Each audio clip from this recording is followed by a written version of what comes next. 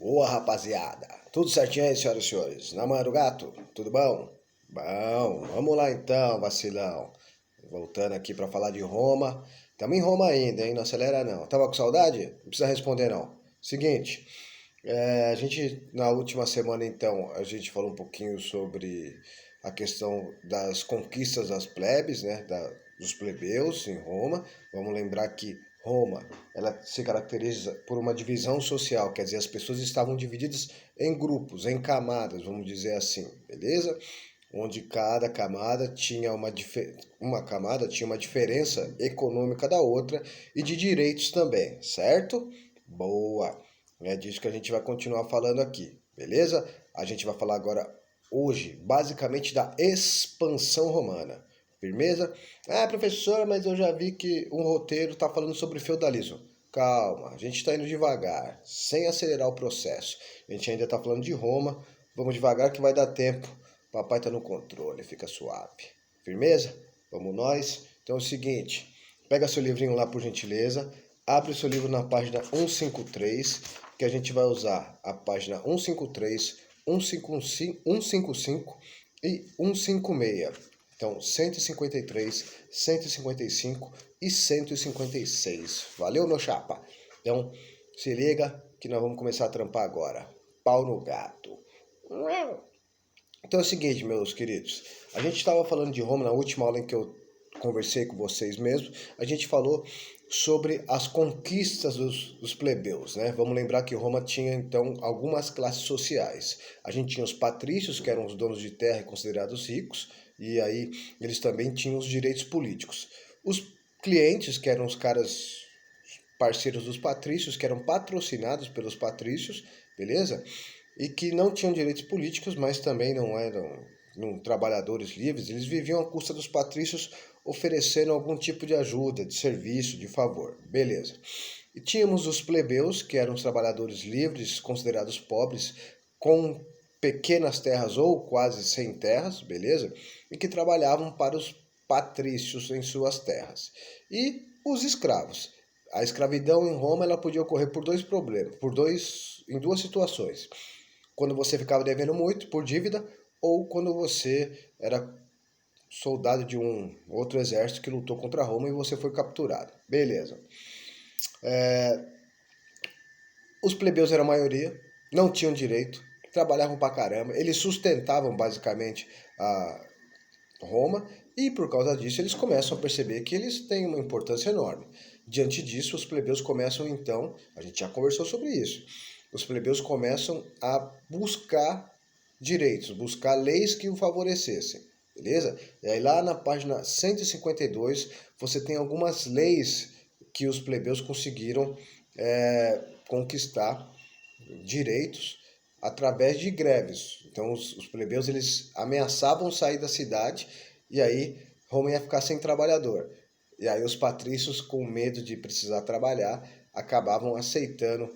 Mas é óbvio que mesmo aceitando, mesmo dando direito para os plebeus, os patrícios controlaram Roma até onde conseguiram, bastante tempo mesmo. Então eles davam os direitos para os plebeus, mas não permitiam que os plebeus chegassem ao poder. Beleza? Tá ótimo. Essa briguinha entre patrícios e plebeus vai ocorrer quase o tempo todo. Beleza? É um motivador das mudanças sociais em Roma. Bastante mesmo. Beleza. Só que enquanto Roma tinha esse problema interno, ele vai ter um outro problema externo também. Vários povos vão tentar invadir Roma e Roma vai precisar se defender. De tanto Roma se defender, ela vai começar a mudar o seu modo de operação. Em vez de ficar só se defendendo, os romanos resolvem atacar, beleza? E aí começa o período da expansão romana. Expansão, certo? Não tem nada a ver com aquele pansão do seu tio, ou do seu avô, ou do seu professor de história, beleza? Expansão quer dizer crescimento, certo? Não quer dizer uma barriga grande. Também é barriga grande, mas tudo bem. Expansão quer dizer as coisas estão se expandindo, estão crescendo, beleza? E aí, esse período de expansão romana é o período em que Roma começa a conquistar outros povos. Ao invés de ficar só se defendendo, Roma começa a sentar o pau nos povos vizinhos e nos povos nem tão vizinhos assim, porque Roma vai conquistar, irmão, um território enorme. Tanto é que se torna o maior império da antiguidade em número, em questão de território, beleza? Bom, ótimo.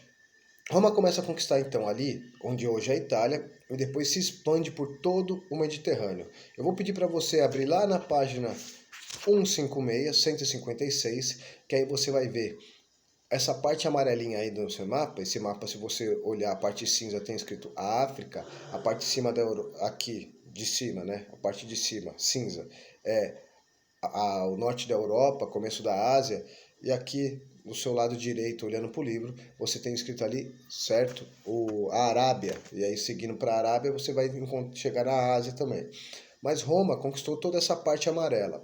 Se você olhar assim hoje, falar, nem é tanto. Irmão, para a Idade Antiga, Roma conquistou o mundo inteiro. Pelo menos para eles, né? Se você reparar, os romanos conquistaram todo o mar Mediterrâneo, todo o entorno do mar Mediterrâneo. É muita coisa, beleza? E aí vem aquela pergunta, né? Como que Roma conquistou isso? Não foi pedindo licença, eles não chegaram e falaram, ai, dá licença, eu quero sua terra. Não, era paulada. Na verdade, ele mandava uma carta para os povos e falava, ó, Roma está aqui, vai conquistar suas terras e você tem duas opções. Ou se entrega sem luta, ou resolve enfrentar Roma e perde. Beleza? Então, Roma começa a conquistar outros povos através de conflitos armados. Poucos povos vão aceitar o domínio sem guerrear. E isso, para Roma, vai ser até importante. Por quê? Cada vez que Roma conquistava um povo e que o povo lutava com ele, os soldados capturados tornavam-se escravos. Eita cachaça! E aí, irmão, você pensa, ó, vamos voltar lá para a página 156. Olha a quantidade de terras, essas terras amarelas aí que Roma conquistou.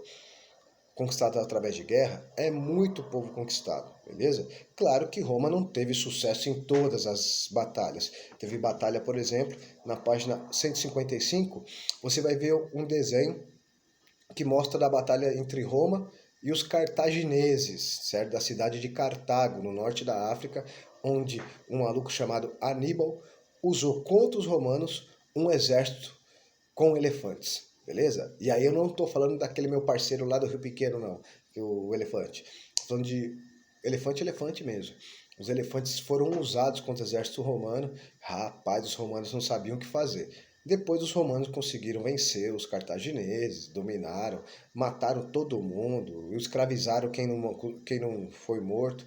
Foi uma coisa bem cruel. Mas então os romanos acabaram conquistando através de guerras, beleza? Foram expandindo, foram conquistando. Claro que essa expansão romana ela vai durar muito tempo, ela não acontece em 1, 2 anos, são centenas de anos, até que eles consigam conquistar todo o território que você está vendo na página 156, beleza? E aí, se você reparar, eles vão conquistar norte da África, Oriente Médio, Europa, Península Ibérica, quer dizer, os caras conquistam praticamente tudo que está ali cercando o mar Mediterrâneo. Por isso, vai chegar um momento que, como os romanos dominaram tudo em volta do mar Mediterrâneo, eles não vão chamar mais o mar Mediterrâneo de mar Mediterrâneo, não. Como eles dominaram todo o redor do mar Mediterrâneo, eles vão chamar agora de nosso mar, que em latim vira Mare Nostrum. Aí os caras são forgados, hein? Bom, e o que isso trouxe para Roma? Primeiro, muito escravo, certo? Escravo pra caramba. Como Roma está conquistando todo mundo, vai entrar escravo no Império, na cidade de Roma, em todo o território romano, vai ter muita gente sendo escravizada. E isso vai ser muito modificador. Por quê? Porque agora, como eu tenho uma oferta de escravo muito grande, alguns senhores de terra, alguns patrícios, grandes fazendeiros, ao invés de ficar pagando plebeu para trabalhar, vão preferir comprar escravos. E aí a gente vai ter um problema. O plebeu vai perder o seu trampo, vai perder o seu emprego, perder para o escravo, beleza? E aí a gente vai ter, com a expansão romana, muito escravo entrando em Roma. Muito escravo, então, tomando o emprego do plebeu. E esse plebeu vai ficar desempregado. E esse plebeu, então, vai se empobrecer. E aí a gente vai ter um grande problema social em Roma. Um monte de famílias de plebeus desempregados sem conseguir se sustentar. Mas calma que isso são cenas de um próximo capítulo, firmeza? Bom, segue aqui. Isso aqui, ó, eu machuquei a mão, fica tranquilo que não é sujeira não, eu lavo a mão a cada 2 dias. Bom, além disso, cada vez que Roma conquistava um povo, claro, ele cobrava impostos, queria soldados. Os povos conquistados por Roma também podiam fazer parte do exército. Então Roma, cada vez que conquistava um povo, não pegava só a terra do território conquistado passava a ser romana, o povo tinha que pagar impostos para Roma, as pessoas que quisessem entrar no exército romano podiam entrar, só que claro, como soldados, beleza? Irmão, Roma vai enriquecer muito com essa conquista, claro, beleza? Além disso, o exército vai ficar cada vez mais forte, uma classe social vai se fortalecer muito, que são os cavaleiros, os caras que vão dominar o exército, beleza?